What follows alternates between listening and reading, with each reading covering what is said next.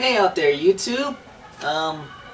It's Toy Customizer Wakeange2K1 again, making a in front of the camera appearance.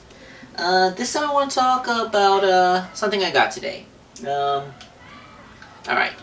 I've been a fan of Transformers almost since before I can remember.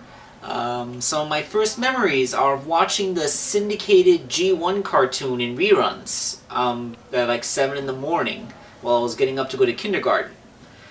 Keep in mind I was born in 1985, and the Transformers series is literally about as old as I am. Not a couple years older even if you count how far back the toy line itself goes. But the point is, by the time I was old enough to actually watch TV, the show had already been on for quite a while. That's what I'm trying to get at. So, something interesting came up.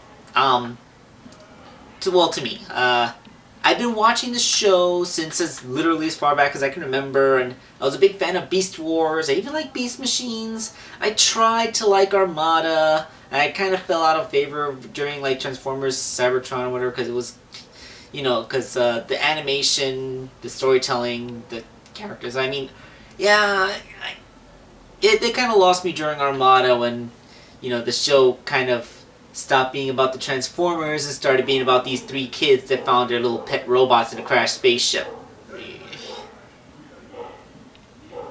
I digress.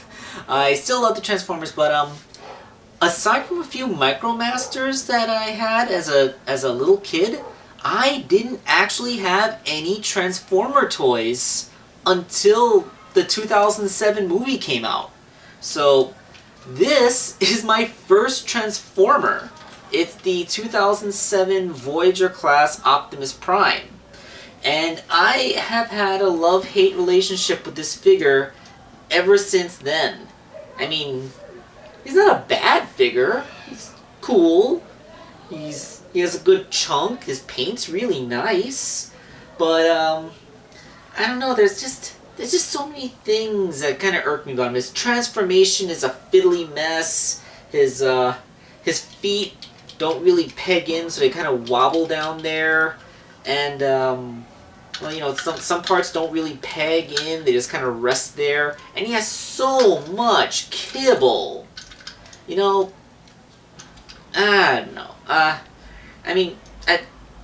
I've always been thinking of getting another Optimus to replace this one, but, between the fact that he's my first Optimus, my first real Transformer, and just all this time, I always found excuses not to get the new Optimus, oh, the aesthetic doesn't quite match, that thing has a lot of kibble on it too, that it's smaller than the one I have, all this stuff.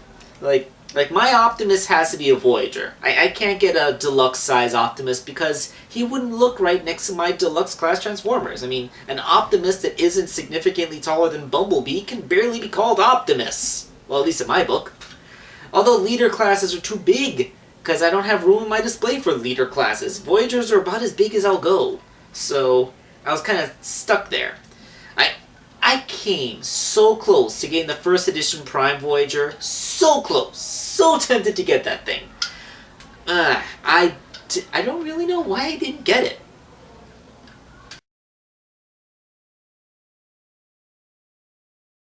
But with the Transformers 4 Age of Extinction movie finally coming out, they finally released a new Optimus that I felt could take his place on the mantle. The one Optimus that would replace that Optimus that I was never completely satisfied with. That, of course, is the Evasion Optimus Prime. Now, I could do a review of this the traditional way and do something that a million people have already done already, because, look at this guy. This guy's pretty cool. He's in G1 accurate colors, which is cool. His alt mode is the flat-faced truck, a total G1 homage. Although it's ironic that the description on the back of the box says that Optimus took on this flat-faced, square box truck form so that no one would recognize him. His iconic, classic look He takes it on so that people won't recognize him.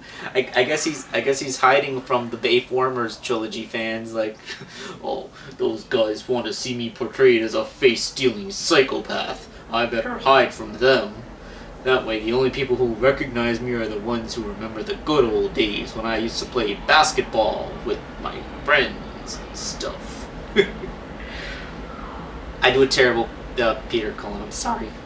Okay, so instead of doing a review of him, I thought I would do a comparison.